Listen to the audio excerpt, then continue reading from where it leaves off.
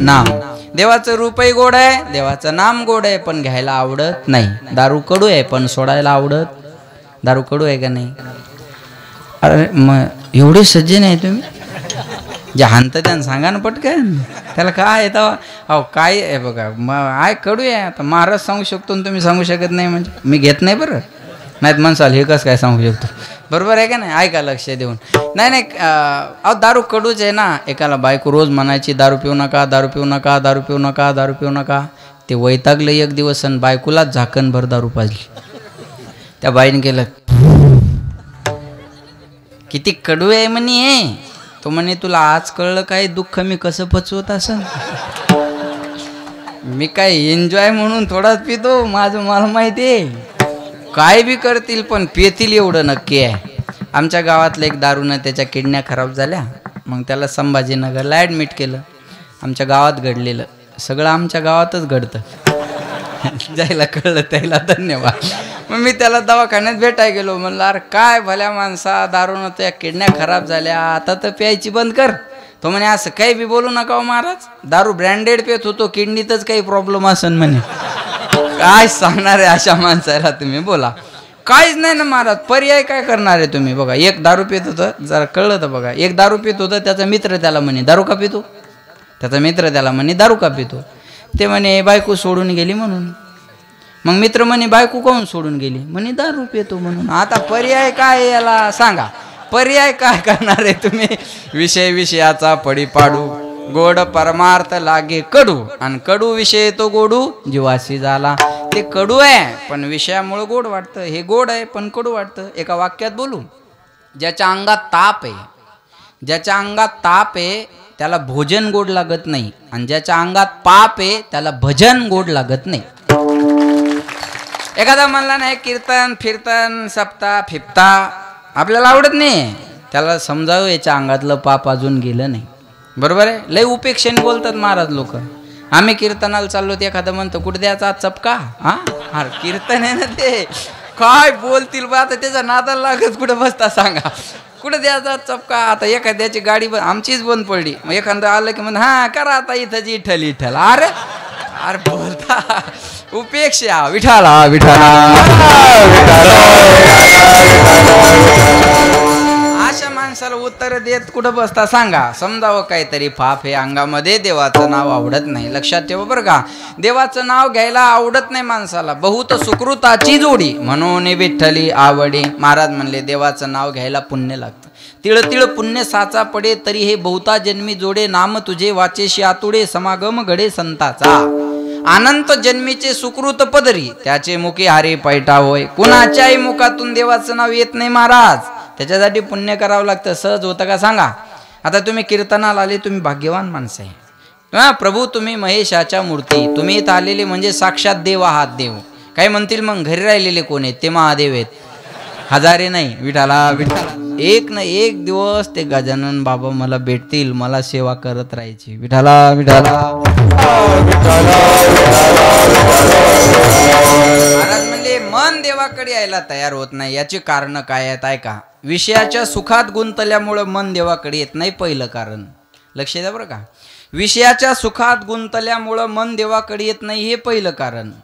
बंधनं आवडत नाही म्हणून देवाकडे येत नाही, दुसरं कारण. आणि देवाकडे गेलं की त्याचं स्वातंत्र्य शिल्लक राहत नाही म्हणून मन देवाकडे येत नाही. या तीन कारणामुळं मन देवाकडे येत नाही.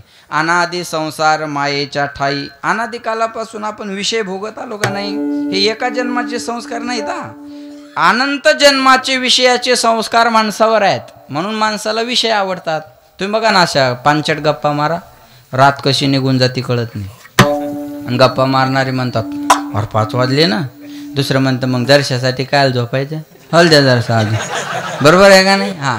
आणि कीर्तन 11च्या पुढे 2 मिनिटं जाऊ द्या. कोण आणलं होतं त्याला.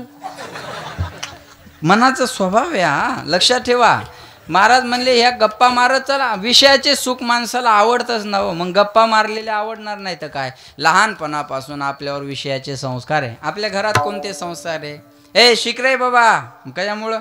अरे शिकला तर नोकरी लागल. मग नोकरी लागल त्याच्याशिवाय पोरगी देणार नाही कोणी. नाही तर वरातीत नाचायच्याच कामी. बरोबर आहे ना, बरोबर आहे ना. अरे त्याच्याशिवाय पोरगी देणार आहे का कोणी? सांगा, लक्ष देऊन ऐका बरं का मला काय सांगायचं.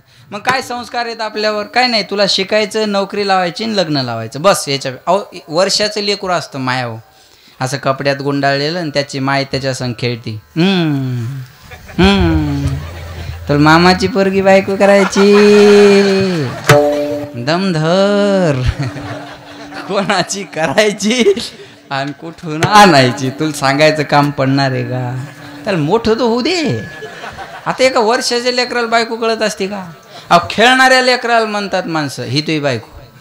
भावाची पोरगी आली का, ही तुही बायको. शेजाऱ्याची पोरगी आली का, ही तुला बायको करायची. लहानपणापासून त्याच्या डोक्यात बायको घातली. आता त्याला बायको नाही आवडणार तर कोण? बरं हे कोण घातली बायको त्याच्या डोक्यात? माय ना. बरं करून कोण द्यायला लावली? आपल्या इकडली भाषा, माय बोलण्याकडे जरा ध्यान द्या, पोराला भाजणं लागतंय, अशी आपली इकडे बरोबर अशी म्हणणारी कोण? आई, माय. बरोबर आहे का नाही? आणि पुढं चालून सुना ऐकण्यातली नाही की त्रास कुणाला? मायलाच. मग ते म्हणतं तुलाच आणायची होती, मग घे आता. बरोबर आहे ना, तुलाच आणायची होती ना. बरोबर आहे का? मग लहानपणापासून संस्कार आहेत ते कशाचे? विषयाचे ना. एक आईनं पोरावर संस्कार टाकले माहिती आहे कोणते? हे हिंदवी स्वराज्य व्हावं ही श्रींची इच्छा. श्रींची म्हणजे कुणाची? शिवाजी महाराजाची? नाही नाही, ही जिजाबाई साहेबांची इच्छा होती. अरे स्वराज्याची कमतरता आहे आणि स्वराज्याची गरज आहे, ही उणीव जिजाबाई साहेबांना भासली. म्हणून राजाला, अहो सोपान महाराजाला नव्हतं माहीत कीर्तनकार व्हावं, बापानं ठरवलं होतं.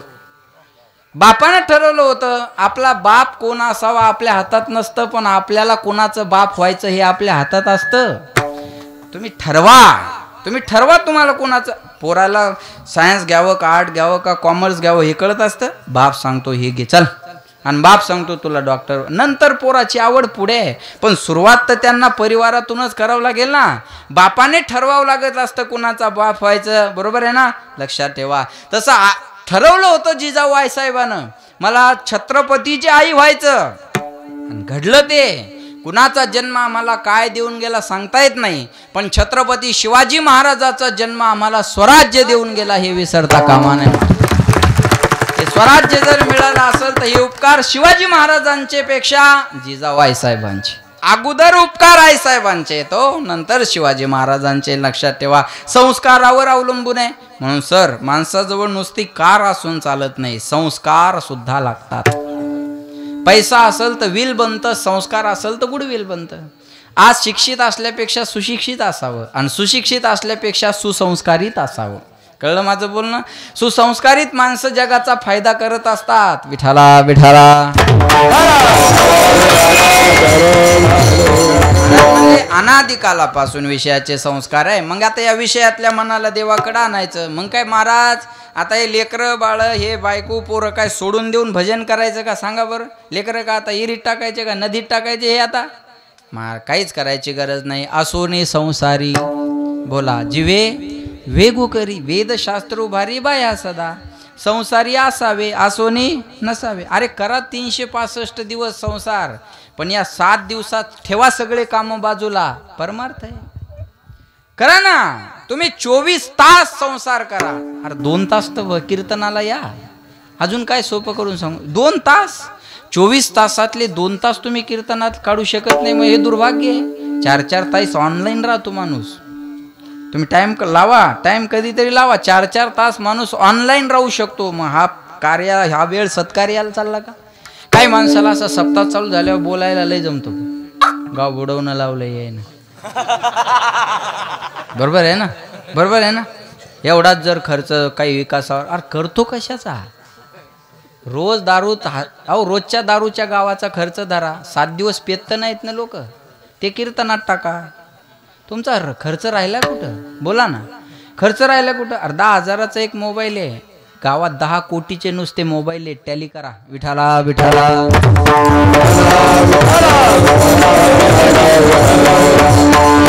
पैसा नाही म्हणून शाळा सोडणारे मिळतील, पैसा नाही म्हणून दारू सोडणारे नाही भेटणार. पैसा नाही म्हणून सप्त्याला वर्गणी न देणारे मिळतील, पैसा नाही म्हणून गुटखा खाणं बंद करणारे नाही मिळणार. लक्षात ठेवा, ही मानसिकता आहे माणसाची. मानसिकतेचा दुष्काळ आहे. बरं माणसाचं काही कळतच नाही हो माऊली.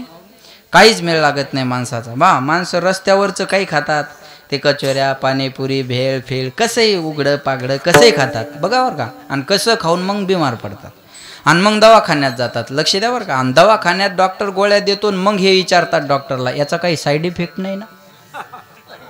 त्याला कळलं त्याला धन्यवाद, बाकी त्याने परसात घ्या. अरे काही बी खाऊन रस्त्यावरचा आला आणि गोळ्याचा साईड इफेक्ट विचारायला लागला. बरं असं आहे ना महाराज, माणसं काही बी खाऊन आजारी पडतात. चक्र कसं आहे बा, काही बी खाऊन आजारी पडतात मग त्याला दवाखान्यात नेतात. मग त्याला पाहुणे रावळे भेटायला जातात फळं घेऊन, बरोबर आहे.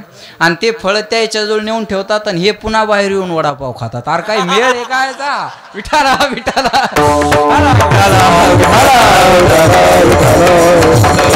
चक्र आहे, बरोबर आहे का नाही सांगा. मग आता हे संसार सोडून द्यायचा का लेकरं बाळ? अजिबात सोडायचं नाही हो. सत्यवादी करी संसार सकळ, आलिप्त कमळ जळी जैसे. पक्षी अंगणी उतरती ते का गुंतून या राहती, तैसे असावे संसारी जो वरी प्राचीनाची दोरी. कळलं माय हो. तुम्ही अंगणामध्ये वाळवण टाकता, कळलं माझी भाषा तुम्हाला. हां वाळवण टाकता बरं का. मी मराठवाड्यातली, तुम्ही विदर्भातली, बरोबर आहे ना. तुमचा आमच्या फरक थोडा फरक आहे ना. आमचं मल तुलं, तुमचं मले तुले, बरोबर आहे का नाही. मले तुले आहे ना तुमचं, बरोबर आहे ना. भाषेत बदल. चला जाऊ द्या, लक्ष द्या माझ्याकडे. मग ते वाळवण टाकल्यानंतर तुम्ही वाळवण भरून नेता आणि काही दाणे तिथं सांडतात. मग हे पक्षी येतात आणि काय करतात, ते दाणे टिपतात. मग तिथं मुक्कामाल थांबतात का नाही, दाणे टिपतात आणि उडून जातात, बरोबर आहे का नाही सांगा. तिथं थांबलं पाहिजे का त्या नाही, गरजच नाही ना.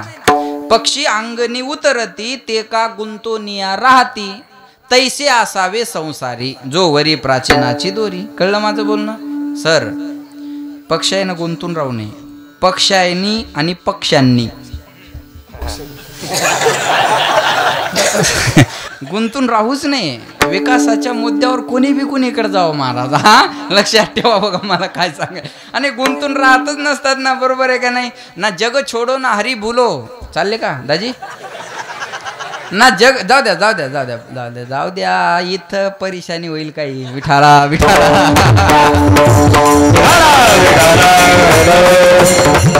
ना जग छोडो ना हरी बोलो. कळलं माझं बोलणं. आता आला असं टायमात तर चला, पण विषय नाही सोडायचा. ना जग छोडो ना हरी भूलो, करम कर जिंदगानी में रहो दुनिया में तुम सदा, जैसा कमल रहता पाणी में अलिप्त कमळ जळी जैसे. अजून सोपं करून सांगू का. लहाने दाजी उठले बा आता. पाहुण्याला म्हणलं ओ घ्यान बसून, बसून घ्या. विठाला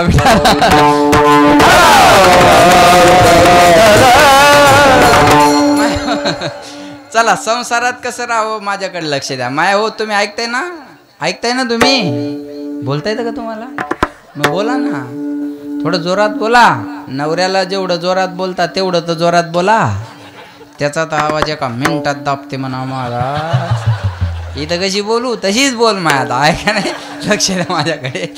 हे बघा संसारात कसं राहिलं पाहिजे. माया हो, दह्यात जर केश पडला तर काढाय कष्ट लागतात का. बोला, दह्यातल्या केसाला काढाय कष्ट. धरला की असा अलगद बाहेर येतो, बरोबर. कष्ट नाही, धरला की अलगद बाहेर येतो. दह्यातून काढलेल्या केसाला दही लागलेलं राहतं का नाही, एकदम क्लीन होऊन बाहेर येतो.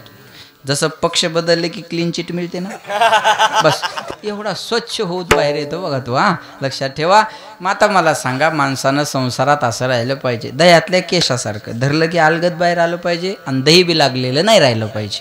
कळलं माझं बोलणं. पण माणसं संसारात असे राहत नाही. मग वाळलेल्या ज्वारीच्या भाकरीत केस अटकाव. तुटून येतो का सुटून.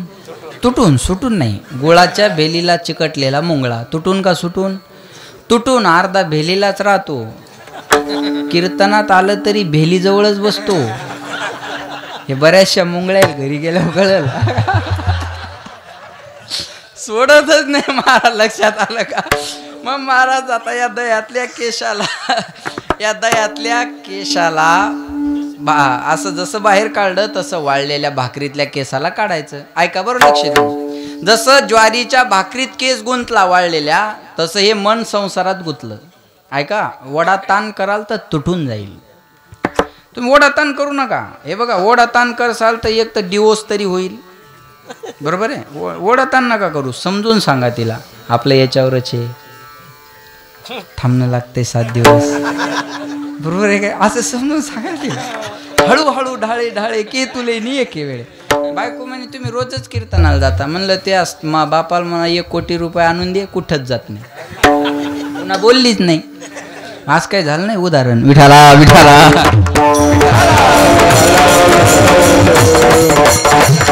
यात लक्ष देऊन आहे का, या वाळलेल्या ज्वारीच्या भाकरीतला केस काढायचा, तुटला बी नाही पाहिजे आणि कष्ट बी नाही झाले पाहिजे. शहाणे माणसं भाकरीवर पाणी मारतात आणि भाकर पाणी मारली की नरम बनवतात, आणि नरम भाकर झाली की धरायचा केस आणि काढायचा, तुटत बी नाही कष्ट बी होत नाही. तसं या विषयातल्या मनाला देवाकडे आणायचं ना. जसं भाकरीवर पाणी मारलं तसं या मनावर भक्तीचं पाणी मारा. या मनावर एकदा 7 दिवस भक्तीचं पाणी मिळालं, अरे पहिल्या वर्षी एकच कीर्तन भक्तीचं पाणी मिळालं, दुसऱ्या वर्षी सप्ताह झाला, तिसऱ्या वर्षी त्याच्यापेक्षा चांगला झाला, आज 4थ्या वर्षी तर आनंदी आनंदाच आहे. हळूहळू ढाळेल. एकदम कोणत्याच गोष्टीची आवड लागत नाही, कोणत्याही गोष्टीची. काल परवा माझ्या कीर्तनाला काही माणसं आली, म्हणे महाराज याच्या अगोदर आम्ही कीर्तन ऐकलं नव्हतं, पण तुमचं कीर्तन ऐकल्यापासून आम्ही 100 किलोमीटर सोडत नाही. बरोबर आहे का ना. 100 किलोमीटर एकदम कशी गोडी लागल हो, कशी लागन. गुटखा खाणारा बरं का महाराज, एकदम गोडी कोणतीच लागत नाही. ही मोबाईलची का असं ना, एकदम नाही लागत. लक्ष देऊन आहे का. गुटखा खाणारा एकदम नाही खातो. गुटखा खाणारा त्याचा गुरु म्हणतो 1 खांड खाय ना. त्याचा गुरु ते खाणारा नसणारा, अरे 1 खांड खाऊन पाय. ते म्हणते नाही अरे तू खाऊन तर पाय. मग ते म्हणते झटकून दे जरा. असंच असतं ना, झटकून दे. ते पांढरं झटक पहिलं. बरोबर आहे का ना. आणि मग ते 2 खांड खातं, मग तेच म्हणतं 4 पाव द्या, मग अर्धी, मग अख्खी. बरोबर आहे का. मग एकदम 2 गुटके. दारू पिणारा एकदम क्वार्टर पितो का. गुरु म्हणतोय मरशीन मरशीन मरशीन, अवघड आहे ते, तुला सवय नाही, पहिल्यांदा झाकणही सोडून घे, तेवढ्यात तर काम होईल तू. बरोबर आहे का. मग हळूहळू ढाळे ढाळे. बरोबर आहे का नाही सांगा. असं कोणती बी गोडी एकदम थोडी लागणार आहे तुम्हाला. हळूहळू या मना. मग देवाला सांगायचं, देवा माझं मन तुझ्या चरणावर लागलं पाहिजे. देवा माझे मन लागो तुझे चरणी.